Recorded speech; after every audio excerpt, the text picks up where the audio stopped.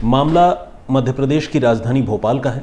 भोपाल के पास एक जगह है कटारा हिल्स। जो लोग एमपी से या भोपाल से ताल्लुक़ रखते हैं वो इस जगह के बारे में उन्होंने ज़रूर सुना होगा। और ये जो वाक़या मैं आपको बता रहा हूँ ये पिछले साल अगस्त के महीने की है। 28 अगस्त को इसी कटारा हिल्स के इलाके में वहाँ की जो लोकल पुलिस है उसको एक सड़ी गली लाश मिलती है।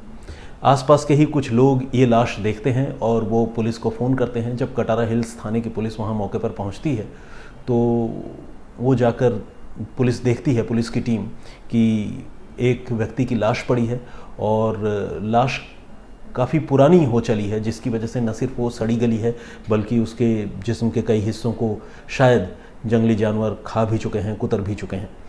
और चेहरे की तो हालत ऐसी है कि उसे देखकर आइडेंटिफाई करना बिल्कुल नामुमकिन है कि ये आदमी कौन था, कौन हो सकता है। लेकिन पुलिस का तो आप सबको पता ही है, काम ही है इस तरह के मामलों की तफ्तीश करना, ऐसी लाशों की भी पहचान पता करना। तो पुलिस इस कोशिश में लगती है और पुलिस पता करने की कोशिश करती है कि ये मरने वाला आखिर इंसान कौन है।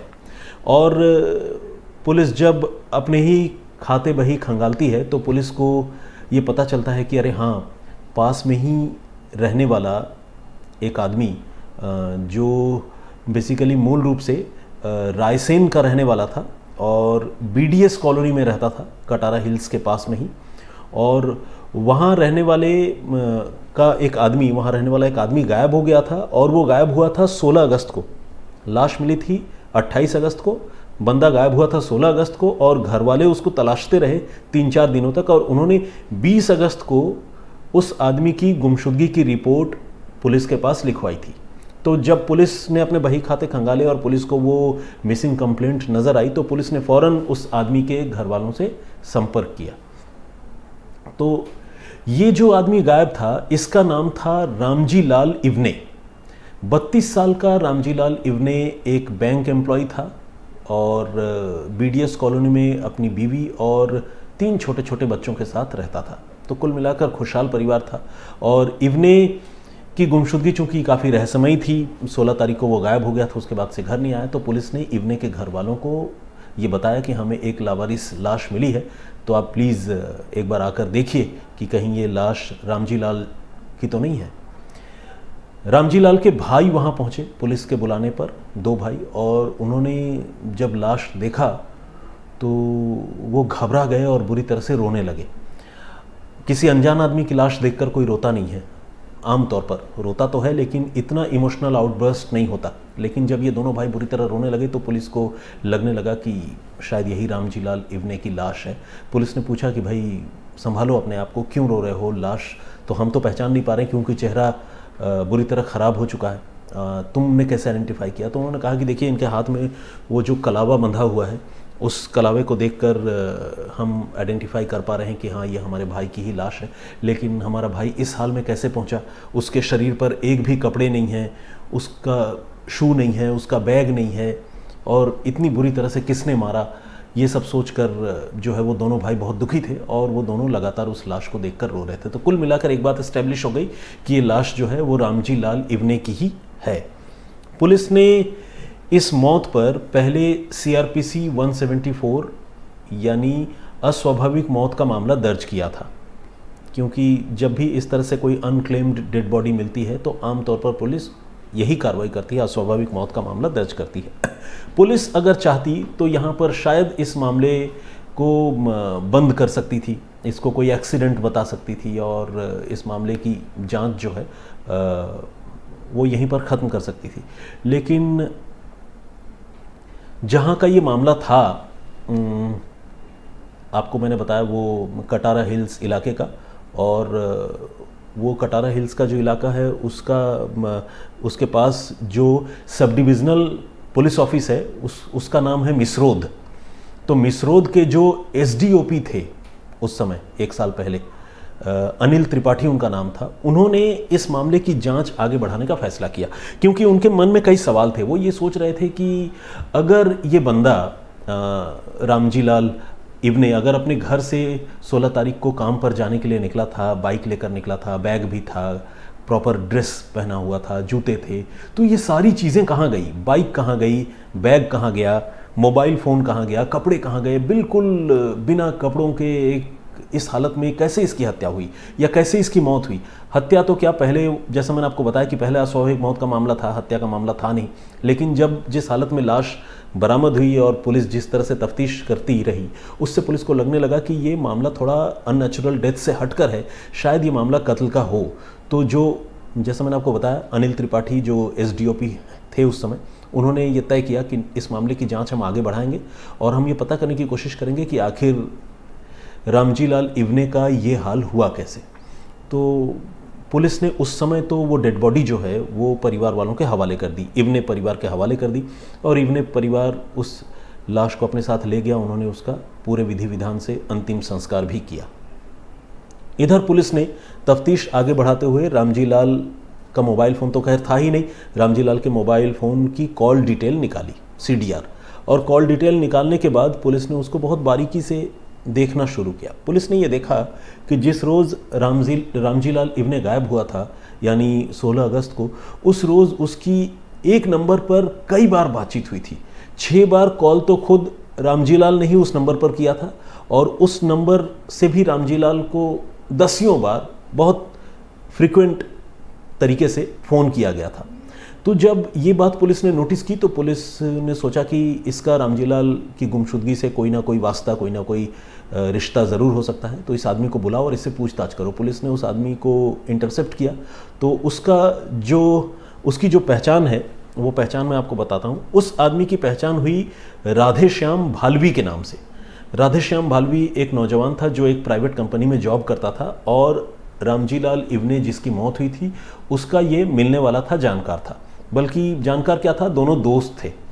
तो जब भालवी को पुलिस ने बुलाया और पुलिस ने पूछा कि भाई रामजी लाल इवने से तुम्हारी क्या बात हुई थी और वो इवने कहाँ है, 16 तारीख से वो गायब हो गया, 16 तारीख को तुमने उसके कई बार फ़ोन किया था। तो उसने पुलिस को बताया कि दरअसल रामजी लाल इवने ने जो है मुझसे और मेरे एक दोस्त से तकरीबन 25,000 रुपये लिए थे, और कहा था कि 1.5 लाख रुपए वो अपने बैंक से हमें लोन दिला देगा। और चूँकि अब इस रुपए लेने को और लोन सैंक्शन कराने के वादे को भी तकरीबन 1 साल हो चुके थे और वो रुपए नहीं लौटा रहा था, तो हमने उसी सिलसिले में उससे बातचीत की थी कि वो हमें रुपए लौटा दे। लेकिन उससे हमारी मुलाकात भी हुई, लेकिन इसके बाद वो वापस चला गया। हमें नहीं पता कि रामजी लाल इवने इस वक्त कहाँ है, और जब पुलिस ने कहा उसकी तो हत्या हो चुकी है, लाश मिली है। तो ये जो राधेश्याम भालवी है ये बहुत हैरान भी हुआ, और इसने लेकिन अपनी अनभिज्ञता जताई, कहा कि मुझे नहीं पता कि रामजी लाल इवने की हत्या किसने की, कैसे हुई, और मतलब मैं बिल्कुल क्लूलेस हूँ, ऐसा राधेश्याम भालवी ने पुलिस को बताया। अब पुलिस ने उस वक्त तो उसको जाने दिया, लेकिन पुलिस अपने लेवल पर इस मामले की छानबीन करती रही। इसी सिलसिले में जब पुलिस ने भालवी पर नज़र रखना शुरू किया तो पुलिस ने एक और अजीब चीज़ नोटिस की। पुलिस ने ये नोटिस किया कि ये जो रामजी लाल इवने है, इसकी जो मोटर बाइक है जो गायब थी उसकी गुमशुदगी के समय थे, वो मोटर बाइक राधेश्याम भालवी के घर में खड़ी हुई मिली, और भालवी उस मोटरसाइकिल को लेकर आसपास के इलाकों में कभी कभी किसी काम से आ जा रहा था।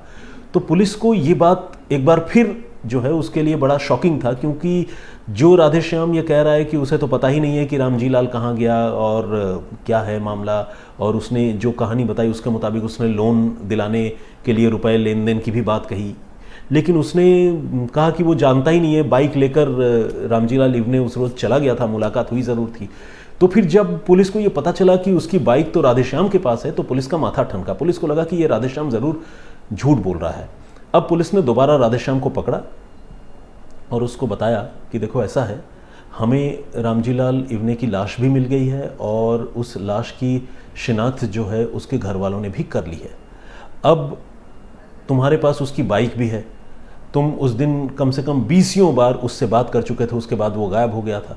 तो अब इस मामले में और झूठ बोलने से चलेगा नहीं, फ़ौरन जो है तुम मुद्दे पर आओ और बताओ कि तुमने रामजी लाल की हत्या क्यों की और कैसे की। और पुलिस ने अपना जिसे कहते हैं कि रौद्र रूप दिखाया। थोड़ा गुस्से में आई पुलिस और फटकारा उसे कायदे से। तो जब उसको डांटा फटकारा तो उस आदमी की घिग्गी बन गई। उस आदमी ने थोड़ी सख्ती के बाद जो है ये कबूल कर लिया कि हाँ उसी ने रामजी लाल इवने की हत्या की थी। और उसने बताया कि यह हत्या मैंने अकेले नहीं की, बल्कि मैंने तो अपने एक साथी अर्जुन जिसका नाम था, वो मेरा रूममेट भी है और मेरे साथ ही मेरी कंपनी में काम करता है, हमने उसके साथ मिलकर जो है रामजी लाल की हत्या की। और वजह जो इन दोनों ने बताई, इनका ये कहना था, वजह बेसिकली वही थी जो पुरानी कहानी थी।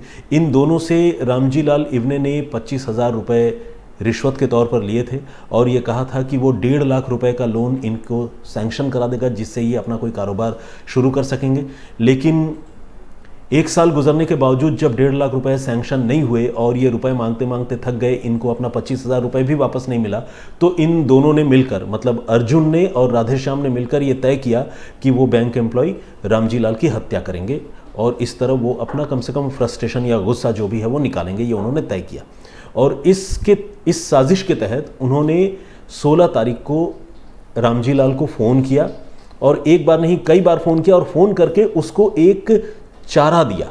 मतलब जैसे होता है ना मछली फंसाने के लिए चारा डाला जाता है, तो उसने चारा इन दोनों ने ये दिया। इसने बताया कि देखो ऐसा है, एक बाबा हैं यहाँ जंगलों में रहते हैं जो उनके पास कुछ अलौकिक शक्तियाँ हैं तंत्र मंत्र की, और उन अलौकिक शक्तियों की बदौलत वो जो है नोट डबल कर देते हैं और ये अपने आप में किसी करिश्मे से कम नहीं है। तो आओ हमारे पास, बाबा के पास चलते हैं, नोट डबल करते हैं और फिर अमीर आदमी बनते हैं, तुमको फिर पैसे लौटाने की भी ज़रूरत नहीं रहेगी, लोन वोन का चक्कर भी ख़त्म हो जाएगा। जब ये बात रामजी लाल इवने ने सुना तो पहले तो वो थोड़ा रिलक्टेंट था, आना नहीं चाहता था, लेकिन जब इन दोनों ने बहुत इंसिस्ट किया और दोस्ती वाली बात थी तो रामजी लाल जो है इनके पास चला आया।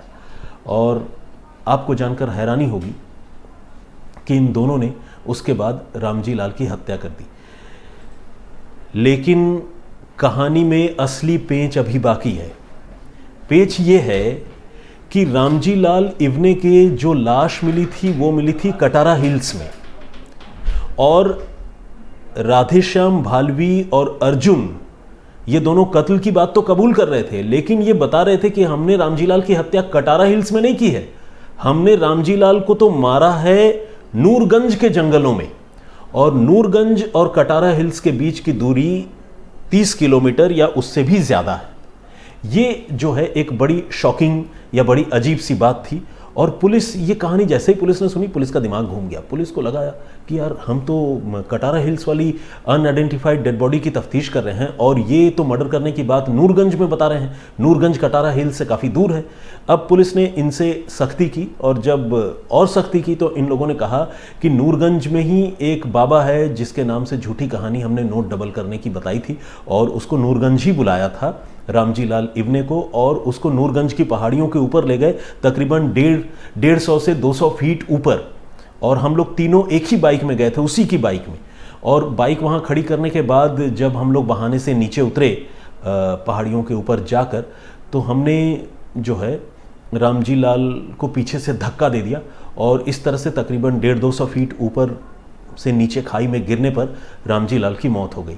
इन दोनों ने पुलिस को एक और बात बताई। इन्होंने कहा कि धक्का देने के बाद उन्हें ये एहसास हुआ, उन्हें ये रियलाइजेशन हुआ कि यार बाइक की चाबी तो उसकी जेब में ही रह गई, रामजी लाल की जेब में, जिसकी मौत हो गई, नीचे उसकी लाश पड़ी थी।